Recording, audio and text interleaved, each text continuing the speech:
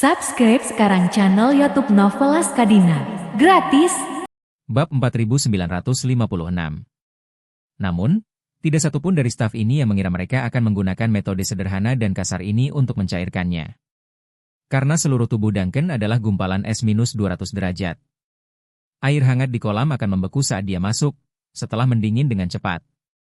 Staf dengan cepat menyalakan pompa sirkulasi dan membiarkan alat pemanas mengedarkan air di kolam. Untuk menjaga suhu air 40 derajat Celcius. Metode pencairan kasar segera menunjukkan kelemahan besar. Segera setelah kulit Duncan mulai mencair, segera mulai merembes darah. Seperti sepotong daging sapi yang baru saja dicairkan. Cairan dalam sel mulai merembes keluar karena pecahnya sel. Yang bercampur dengan darah dan cairan tubuh. Orang yang bertanggung jawab menutupi wajahnya dengan ngeri dan berkata, Nona Fei ini pada dasarnya adalah kerusakan yang tidak dapat diubah. Stella juga terkejut. Tapi tetap berkata dengan tenang. Oke, tidak ada lagi untukmu, kalian bisa pergi sekarang. Semua orang memandangnya dan saling memandang dan pada akhirnya. Orang yang bertanggung jawab memimpin. Dia menoleh dan berkata, Nona Fei, maka kita akan keluar dulu. Jika Anda memiliki kebutuhan, silakan hubungi kami tepat waktu.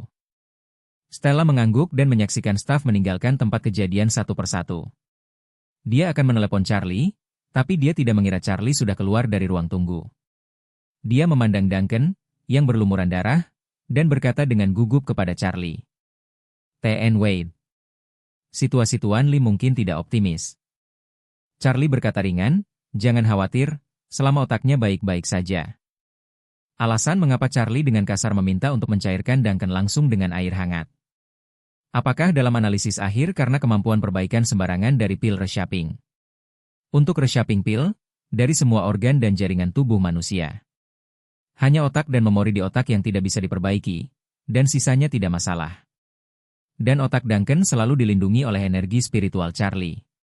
Jadi bahkan jika sel dan tubuhnya rusak parah selama proses pencairan, itu tidak masalah sama sekali. Bagaimanapun, tubuhnya sudah dipukuli menjadi saringan.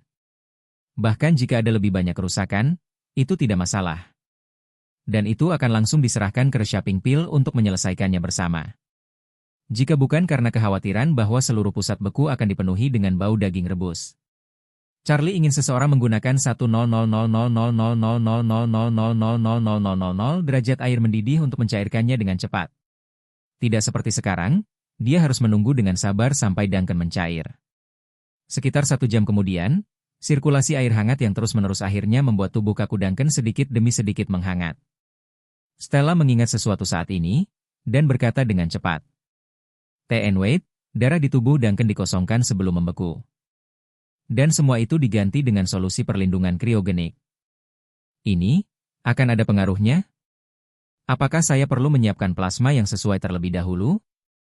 Tidak. Charlie melambaikan tangannya sembarangan dan berkata. Ini semua adalah hal-hal kecil, saat berikutnya adalah menyaksikan keajaiban. Setelah berbicara, dia melangkah di depan Duncan, menyalakan sakelar pembuangan kolam. Menguras semua air hangat di kolam, lalu mengeluarkan dari sakunya pil reshaping. Dia tidak bisa membantu tetapi meletakkan pil di tangannya untuk melihatnya sejenak, dan menghela nafas dalam hatinya. Saya tidak pernah bermimpi bahwa pil obat paling berharga yang telah saya perbaiki sejauh ini. Yang pertama diselamatkan, ternyata yang ini tetap hidup. Orang yang menyelidiki saya, polisi yang ingin menangkap saya. Jika bukan karena fakta bahwa kamu mati karena keluargaan, aku benar-benar tidak ingin menyia-nyiakan pil obat yang begitu berharga untukmu. Hanya untuk membantu kakek nenek saya. Keluargaan saya memberi Anda bantuan. Bab 4957. Memikirkan hal ini, Charlie menghela napas, mencubit mulut Duncan. Dan masukkan pil reshaping emas ke dalam mulutnya. Saat pil yang membentuk kembali dimasukkan ke dalam mulut Duncan, Charlie bisa merasakan bahwa tubuhnya hampir diselimuti oleh energi spiritual yang kuat. Kemudian, aura ini mulai membentuk kembali tubuhnya. Meskipun tubuh Duncan dibungkus dengan pakaian beku khusus. Dan dia tidak bisa melihat perubahan dalam setelan beku. Charlie bisa merasakan bahwa tubuh Duncan yang penuh lubang sedang menata ulang dengan kecepatan luar biasa saat ini.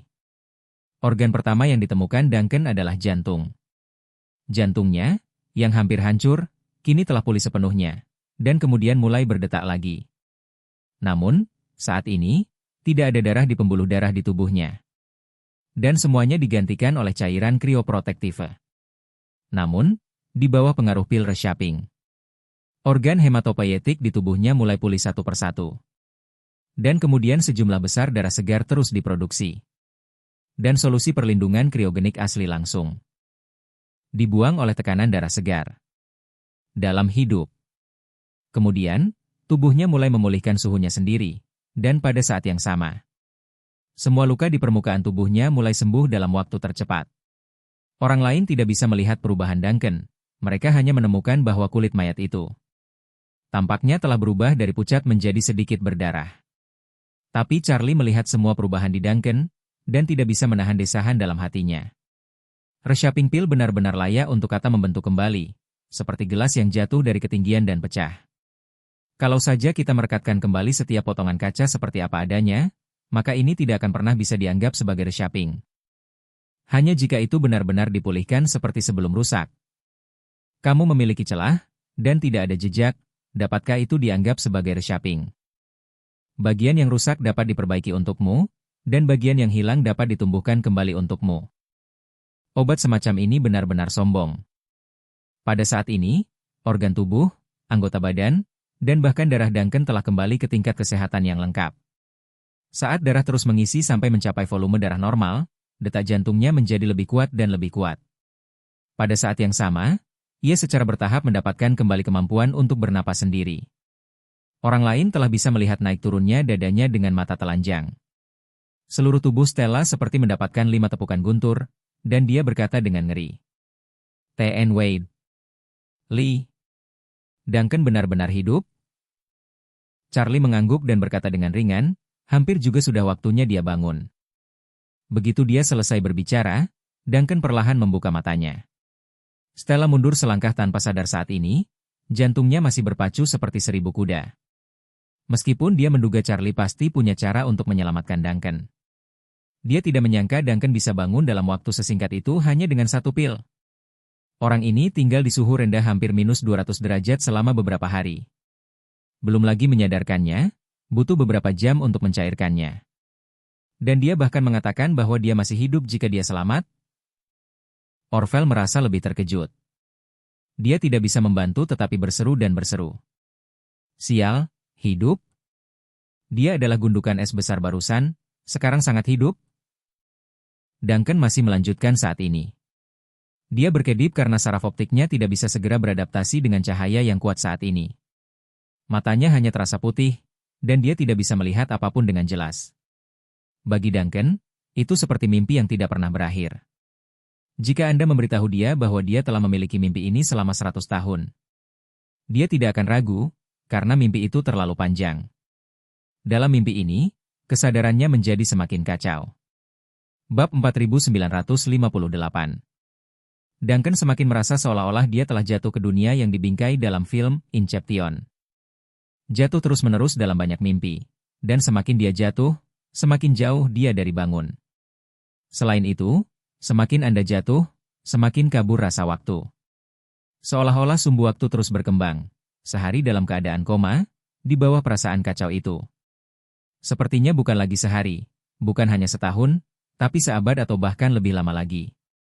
Apa yang tidak dia ketahui adalah bahwa dalam pembekuan yang sangat dalam, meskipun otaknya masih mempertahankan vitalitasnya, itu juga memasuki keadaan metabolisme yang sangat lambat karena suhu yang sangat rendah. Pembekuan sendiri adalah memperpanjang garis waktu tubuhnya. Tubuh manusia dalam situasi ini seperti sepotong daging. Jika tidak dibekukan, itu akan rusak dalam 3 hari. Tetapi jika dibekukan pada suhu yang sangat rendah, tidak mungkin menjadi buruk dalam 3 tahun. 30 tahun, atau bahkan 300 tahun. Garis waktu yang memanjang tanpa batas inilah yang membuat kesadarannya mendekati kekacauan. Meskipun dia membuka matanya pada saat ini, dia masih merasa seolah-olah dia masih dalam tidur yang tidak pernah berakhir. Tetapi pada saat ini, dia tiba-tiba mendengar suara seorang pria. Duncan Lee, bisakah kamu melihatku sekarang? Mendengar suara ini, Duncan terkejut. Aneh bahwa tidak ada suara yang muncul dalam mimpinya begitu lama. Bahkan memimpikan istri dan putrinya, atau ayahnya yang sudah meninggal. Gambarnya seperti film pantomim awal tanpa suara dan hanya gambar. Dan ini adalah pertama kalinya dia mendengar suara yang nyata. Namun, suara ini sangat asing baginya. Yang lebih aneh lagi adalah meskipun suaranya tidak dikenal. Tampaknya ada keakraban yang tak terlukiskan dalam keanehan itu. Dia tidak bisa menahan diri untuk tidak bergumam dalam hatinya. Aku pasti di suatu tempat mendengar suara ini. Hanya saja, sudah terlalu lama berlalu. Tiba-tiba, Anda tidak dapat mengingat. Tetapi pada saat ini, penglihatannya mulai pulih secara bertahap. Di depannya, itu bukan lagi titik terang pucat. Dia sudah bisa melihat tangki baja tahan karat yang menjulang. Tinggi, yang tampak menakutkan dan menakutkan. Setelah itu, visinya mulai menjadi lebih jelas dan lebih jelas. Seolah-olah kaca berkabut di kamar mandi tiba-tiba tertiup oleh udara panas pengering rambut. Pada saat ini, dia terkejut menemukan bahwa dia sedang berbaring di kolam yang lebih besar dari bak mandi. Dan di tepi kolam, ada seseorang yang berdiri. Dia mengarahkan pandangannya padanya, dan tiba-tiba seluruh tubuhnya gemetar ketakutan. Pada saat ini, sejumlah besar ingatan yang telah hilang mulai kembali dengan kecepatan cahaya. Kenangan pertama adalah ketika dia meninggalkan stadion dan hendak pergi menemui istri dan putrinya. Tapi dia diserang oleh sekelompok gangster ketika dia tiba di pintu masuk lift. Segera setelah itu, memori mulai mundur kembali dari saat ini. Dia ingat percakapannya dengan keluargaan, frustrasi karena dipaksa pensiun dini. Dan banyak pembunuhan termasuk Randall. Kemudian, dia tiba-tiba teringat wajah Charlie. Segera, dia menatapnya dengan heran, dan berkata, "Itu kamu. Aku ingat kamu. Anda adalah anggota staf di sebelah bintang wanita." "Siapa nama bintang wanita itu?" "Oh benar. Sarah Gu. Ini Sarah. Randall menghilang karena dia." "Saya ingat itu. Pada hari Randall menghilang, kamu bersama gadis bintang itu." Charlie mengangguk dan tersenyum, "Ya, ini aku." Dengan mengatakan itu, Charlie mendengus dan berkata, "Ngomong-ngomong, izinkan saya memperkenalkan diri. Saya bukan anggota staf di sebelah Sarah. Nama keluarga saya Wade, dan nama tunggalnya adalah Charlie." "Charlie?" Duncan mengerutkan kening. "Secara tidak sadar," katanya. "Mengapa nama ini sedikit akrab?" Ekspresi Charlie membeku, dan dia berkata dengan keras, "Kamu akrab dengan keluargaan, kan? Biarkan saya memperkenalkan diri kepada Anda secara mendalam. Ayah saya bernama Changing Wade, Anda harus tahu ibu saya. Dia adalah putri tertua dari keluargaan, Margaret Ann." Bab 4959. "Apa? Anda adalah putra Changing? Ini, bagaimana mungkin?" Mendengar perkenalan diri Charlie, ekspresi Duncan sangat ngeri. Dia jelas ingat percakapannya dengan Marshall belum lama ini. Pada saat itu, berbicara tentang lelaki tua dari keluargaan. Berbicara tentang saudara perempuannya, Marshall juga menyebut keponakannya yang tidak diketahui kehidupan dan keberadaannya. Dia mengatakan bahwa seluruh keluargaan pindah hampir ke seluruh dunia untuk menemukannya. Tetapi tidak peduli metode apa yang mereka coba, tidak ada yang bisa ditemukan tentang dia. Meski banyak orang percaya bahwa dia pasti sudah mati, namun tulang belulangnya belum ditemukan. Tetapi keluarga Ann selalu merasa bahwa dia pasti masih tinggal di suatu tempat di dunia ini, tetapi mereka belum menemukannya. Tapi Duncan tidak pernah bermimpi bahwa dia dibangkitkan dari kematian. Dan orang pertama yang dia lihat ketika dia membuka matanya sebenarnya mengaku sebagai putra Margaret. Hal ini membuat Duncan, yang merupakan seorang polisi, pertama kali berpikir untuk bertanya terlebih dahulu. Jadi dia menjadi tenang dan menganalisis, mengapa saya berpikir, saya harus mati? Pada waktu itu, saya ingat bahwa pintu lift baru saja terbuka, dan sekelompok pria bersenjata berpakaian hitam menembak saya dari lift. Daya tembak geng itu sangat ganas, dan hampir tidak ada keraguan. Sebelum saya kehilangan kesadaran, saya ingat bahwa saya ditembak setidaknya 20 atau 30 kali. Aku sudah benar-benar mati. Bahkan reinkarnasi dewa tidak bisa menyelamatkanku. Tapi di sini aku hidup. Setelah berbicara, dia melebarkan matanya dan berkata, "DMN, apakah ini dunia setelah kematian?" Memikirkan hal ini, dia berkata tanpa ragu, ternyata inilah yang dirasakan orang setelah kematian. Statusnya adalah bahwa saya telah bermimpi dan mengambang di berbagai lingkungan yang aneh. Lalu apa selanjutnya? Apakah itu akan bereinkarnasi dan memasuki reinkarnasi berikutnya?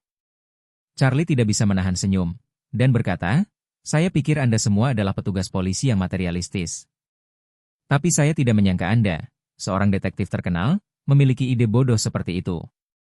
Setelah berbicara, Charlie mengangkat suaranya beberapa kali. Dan dia berkata dengan keras, Duncan Lee, dengarkan baik-baik, kamu tidak mati, akulah yang menyelamatkanmu. Duncan memandang Charlie, melambaikan tangannya, dan berkata, tidak mungkin, sama sekali tidak mungkin. Saya baru saja mengatakannya, saya sangat terpukul saat itu. Saya memiliki beberapa tembakan senjata, saya sudah mati, dan tidak ada yang bisa menyelamatkan saya. Jadi kamu pasti tidak nyata. Saya telah menjadi polisi sepanjang hidup saya, dan saya masih bisa memahami logikanya. Charlie berkata ringan, ya, Anda sering ditembak. Saya berada di tempat kejadian saat itu. Dan organ dalammu pada dasarnya hancur. Fragmen jaringan tubuh diledakkan oleh peluru dari tubuhmu. Jika mereka disekop bersama dan ditimbang bersama, setidaknya harus ada sekitar 3 hingga 5 kilogram. Setelah berbicara, Charlie mengeluarkan ponselnya.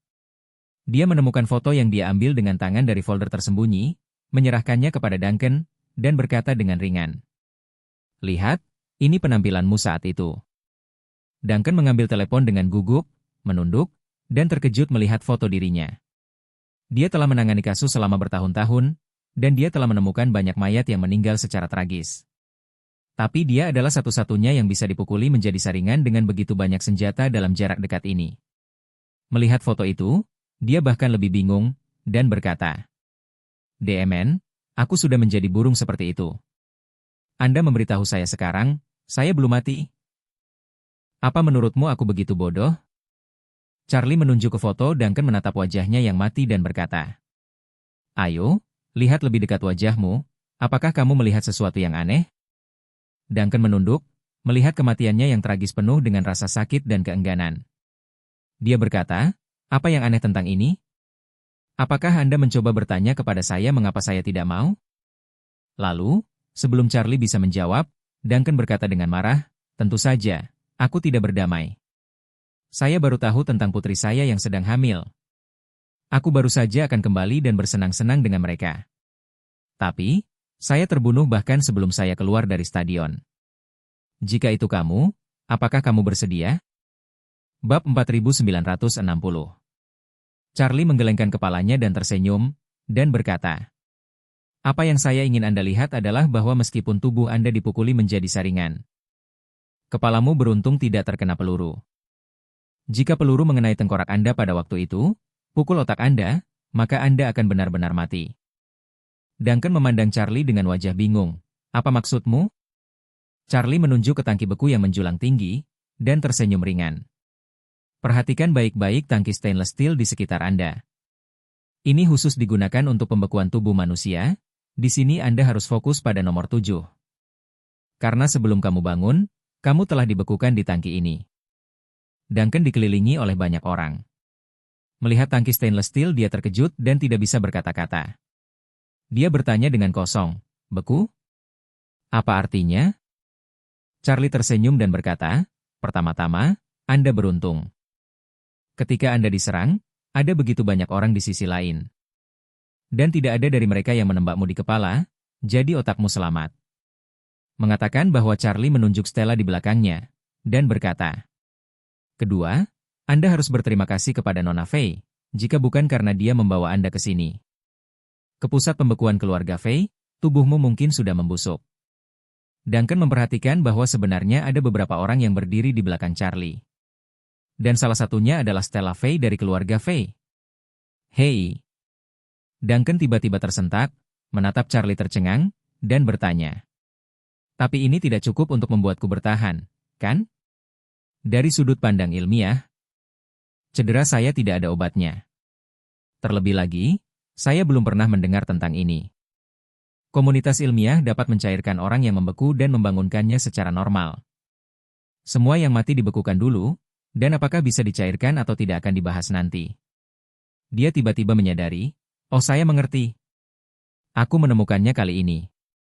Segera setelah itu, dia berkata dengan penuh semangat. Menurut apa yang baru saja kamu katakan, maka aku pasti masih dalam keadaan beku sekarang, kan? Benar. Alasan mengapa saya masih sadar sekarang bukan karena orang masih memiliki jiwa setelah kematian. Tapi karena aku sudah dibekukan, tapi otakku belum mati total, jadi semuanya sekarang. Termasuk kamu dan Nona Faye, seharusnya aku membayangkannya dengan otakku di tangki besar itu. Setelah itu, dia menunjuk ke tangki nomor 7 yang besar dan berkata dengan tegas. Aku yang sebenarnya, atau tubuhku yang beku, seharusnya masih berada di tangki besar itu, kan? Charlie mendengarkan dengan bodoh. Tertawa, dia berbalik untuk melihat Stella dan yang lainnya, dan bertanya. Apakah ini sangat sulit untuk diterima?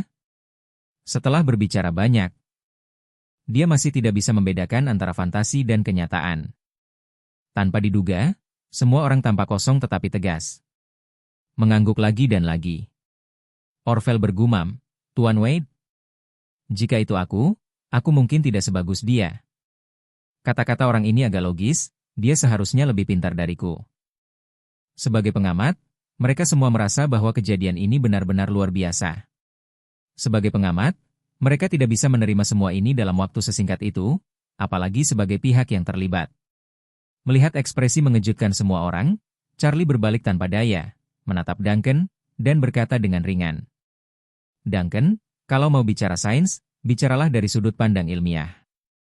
Apakah menurut Anda otak manusia, setelah kehilangan suplai darahnya, berapa lama ia bisa bertahan? Duncan berkata tanpa ragu, 5 menit. Paling lama 5 menit. Saya telah bekerja sebagai detektif polisi kriminal selama bertahun-tahun. Dan saya bisa dianggap sebagai setengah dokter forensik. Jika otak manusia kekurangan oksigen lebih dari 5 menit, ini pada dasarnya akan menyebabkan kerusakan permanen. Cedera parah, lebih dari 5 menit. Pada dasarnya adalah satu-satunya kemungkinan kematian otak, bahkan jika tubuh diselamatkan dan detak jantung serta pernapasan pulih. Setelah kematian otak, orang tidak akan pernah bisa bangun lagi. Yang biasanya terjadi pada orang yang koma.